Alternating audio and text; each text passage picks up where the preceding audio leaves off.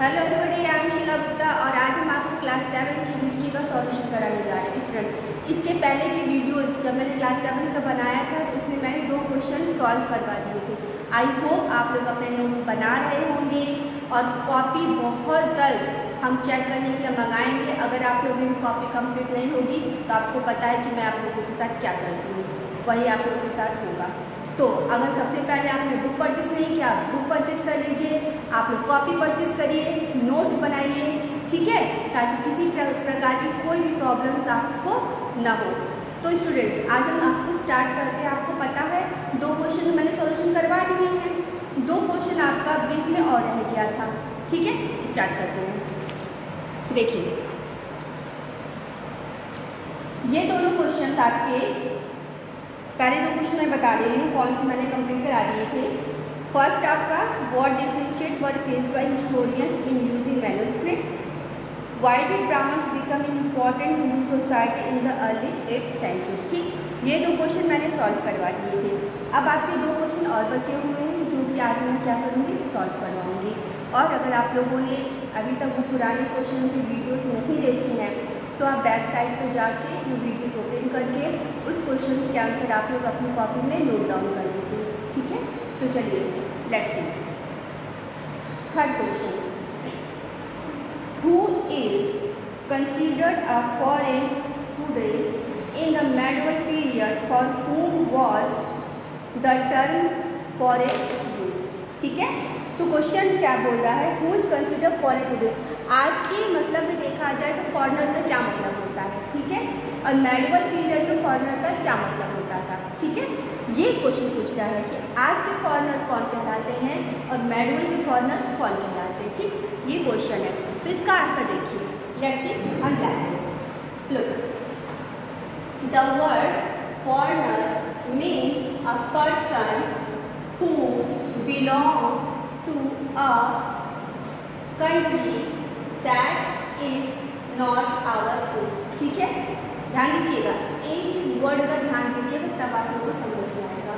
The word foreigner, ठीक है, foreigner means क्या होता है, वर्ड फॉरेनर मीन्स मतलब अ पर्सन, एक व्यक्ति, हु बिलोंग्स टू, जो कि बिलोंग करता मतलब वहाँ से संबंधित होता है, वहाँ का रहने वाला होता है। कंट्री, कोई देश है, उस देश का रहने वाला है। That is not our own, हमारे देश का नहीं, किसी भी देश का, वो फॉरेनर कहलाता है। बट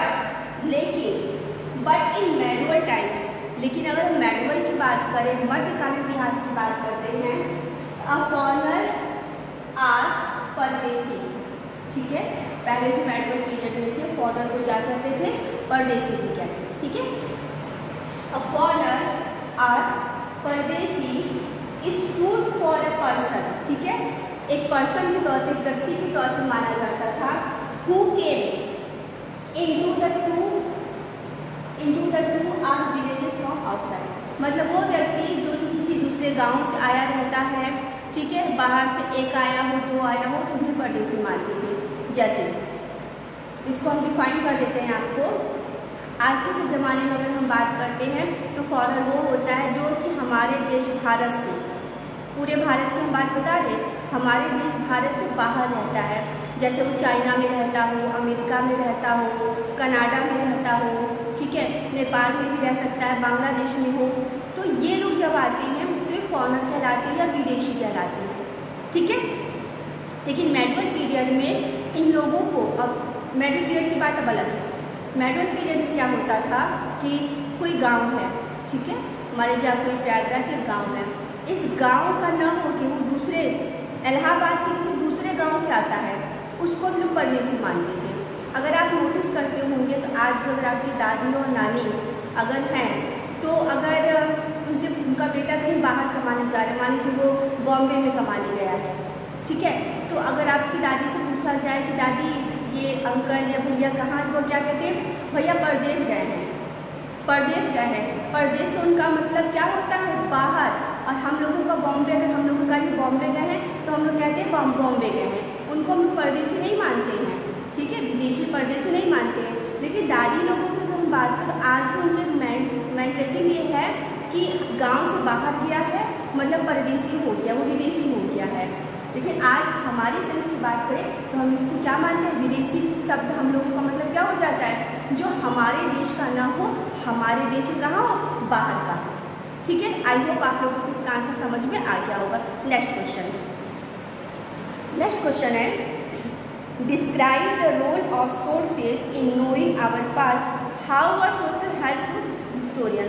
देखिए कुछ सोर्स की बात कर रहा है कि कौन कौन से सोर्सेज का वर्णन करना है आपको, और बताना है कि उस सोर्सेज से जो है हिस्टोरियन को क्या हेल्प मिलती थी, क्या सहायता मिलती थी कि वो हमारे समाज के बारे में, हमारे कल्चर के बारे में, हमारे देश के बारे में, राजाओं के बारे में, इवेंट्स के बारे में, बैटल्स के बारे में, ठीक है, और वो कैसे रहन सहन उनका था, इन सब चीज़ों के बारे में लिखी है।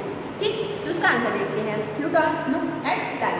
सो sources are very helpful to historian, मतलब जो सोर्सेज होते हैं, सोर्सेज में साधन, जो साधन होते हैं वो हिस्टोरियंस के लिए बहुत ही ज़्यादा सहायक होते हैं।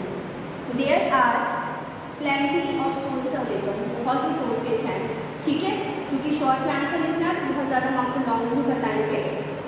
Archaeological sources, literary sources, Chronicle sources, account of foreign trade. देखिए स्टूडेंट, मैंने आप लोगों को आर्कियोलॉजिकल सोर्सेज बताए थे कि आर्कियोलॉजिकल सोर्सेज क्या होता है। देखिए मैंने आपको बताया था कि हिस्टोरियंस को जो भी कुछ लिखते थे वो उनका जो मेन सोर्स होता था वो ये होता था। कैसे होता था, देखिए आर्कियोलॉजिकल को पहले आर्कियोलॉजिकल हिंदी में क्या कहते हैं वो मैंने आपको बताया था, पुरातत्व। ठीक है, पुरातत्व क्या लीजिए, तो इनका काम क्या होता था कि जैसे मॉन्यूमेंट हुए, ठीक है, कहीं खुदाई कर रहे हैं, उनको बड़े बड़े टीले मिल गए, कुछ मंदिर मिल गए, जैसे सिंधु सभ्यता का हो गया जब खुदाई हुआ था, मोहनजोदड़ो का हो गया, बेबीलोन की सभ्यता हो गई। ठीक है, तो इन सब में खुदाई होता है तो जब जो पॉट्स मिलते हैं, कॉइन्स मिलते हैं, टूल्स मिलते हैं, कुछ वेपन्स मिलते हैं, कोई बात की चीज़ें मिलती हैं, कुछ लिखा हुआ, कुछ मूर्तियाँ मिलती हैं, स्टैचू वगैरह मिलते हैं, तो ये आर्कियोलॉजिकल सोर्सेज में आती हैं। ये सारी चीज़ें इनके थ्रू भी हम पता करते हैं। आपको पता है कि कार्बन-14, रेडियो कार्बन-14 एक केमिकल है जिसके द्वारा हम आपको लिख के बता रहे हैं, C14, ठीक है, इसको रेडियो कार्बन-14 कहते हैं। इसके माध्यम से जो है हम उस पर परीक्षण करके ये पता कर सकते हैं कि ये जो चीज़ें हो कितनी साल पुरानी हैं। ठीक है, तो ये आर्कियोलॉजिकल के सोर्स से हम लोग सीख सकते हैं।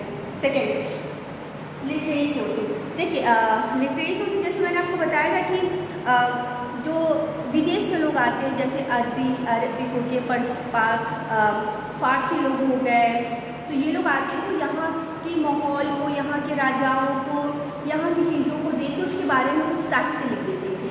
ठीक है, तो वो जो होते थे वो क्या होते, जैसे वेसाम हो गए, फायान हो गए, ठीक है, अबुल फजल, जैसे ये सब नाम है। तो इनको ये लोग आए, यहाँ पे रुके, यहाँ की चीज़ों को देखा, तो उन पर जो चीज़ें लिख दी, खासतौर से पर्शियन और अरेबिक की बात हो रही है, लिटरेरी सोर्सेज में उनको दिया जाता है। तो ये चीज़ हो गया लिटरेरी सोर्सेज, क्योंकि इनके थ्रू भी हमें जानकारी मिल जाती है। सेकेंड चीज़ हम बात करें क्रॉनिकल्स। देखिए क्रॉनिकल्स इवेंट्स हुआ करते थे, जैसे कोई राजा महाराजा होते थे, वो अपने कोर्ट में लोगों को आश्रय देते थे। ठीक है, तो उन जो आश्रय लेते थे लोग, तो वो उस राजा की प्रशंसा में, उनके बारे में, उनके जीवन के बारे में, उनके घर के बारे में, रहन सहन के बारे में, उनके बैटल्स के बारे में कुछ लेख लिख देते थे। ठीक है, वही क्रॉनिकल्स होते हैं। जैसे अगर हम बात करें, चंद्रवरदाई नाम सुना होगा आपने, पृथ्वीराज चौहान के मित्र भी थे और उनके कोर्ट में भी थे, तो उन्होंने उनके नाम पे किताब लिख दी, पृथ्वीराज रासो। तो हमें पृथ्वीराज रासो में पृथ्वीराज चौहान के बारे में सारी चीज़ें हम लोगों को क्या होती हैं, मिल जाती हैं। ऐसे आप हर्षचरित देख लीजिए, बाणभट्ट जो लिखा हुआ है, तो ये सारी चीज़ें से बहुत सी किताबें, जैसे बाबर, हुमायूं का हो गया, उसकी बहन गुलबदन बेगम ने लिखा, बाबर के बारे में बाबरनामा में मिलता है। ठीक है, तो ये सारे जो इवेंट्स वगैरह होते हैं, तो ये हमें कैसे मिलते हैं, इसी के थ्रू मिलते हैं, वो क्रॉनिकल के थ्रू मिलते हैं। ठीक है, नेक्स्ट की अगर हम बात करें तो आपको पता है अकाउंट बाई फॉरेन ट्रेवलर्स। आपको पता है कि बहुत सी घूमने आते थे, घूमने के पर्पज़ से आते थे, यहाँ के राजाओं का रेल देखते थे, शासनकाल देखते थे और देखते थे कि यहाँ पे जो शासक है वो किस तरह से जनता पे शासन करता है, किस तरह से टैक्स लगाता है, किस तरह से यहाँ के लोगों को फ़ायदा है, नुकसान है, यहाँ की कल्चर क्या है, यहाँ के लोग कैसे रहते हैं, उनके कपड़े कैसे हैं, वेशभूषा कैसी है, वो लोग क्या खाते हैं, क्या पीते हैं, ये सारी चीज़ें जो है क्या होते हैं ये लोग लिखते थे। जैसे अगर हम ट्रैवलर्स की बात करें तो मार्को पोलो हो गए, इब्न बतूता हो गए, हुमैन सांग हो गए, फाहियान हो गए, इब्सिंग हो गए, ठीक है, टॉमस रो हो गए, ये लोग यहाँ पर आए, यहाँ के राजाओं के शासनकाल में आए और यहाँ की चीज़ों को उन्होंने गौर किया और उसके बारे में उन्होंने लेख लिख दिया, ठीक है।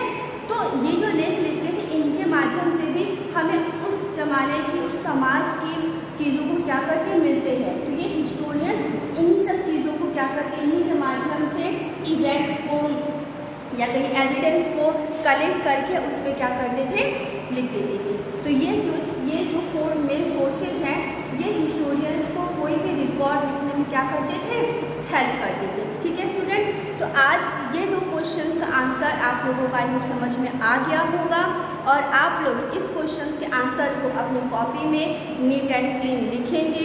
कोई भी प्रॉब्लम्स होती हैं तो जब भी हम मिलेंगे आप अपनी प्रॉब्लम को हमसे सॉल्व करवा सकते हैं, ठीक है।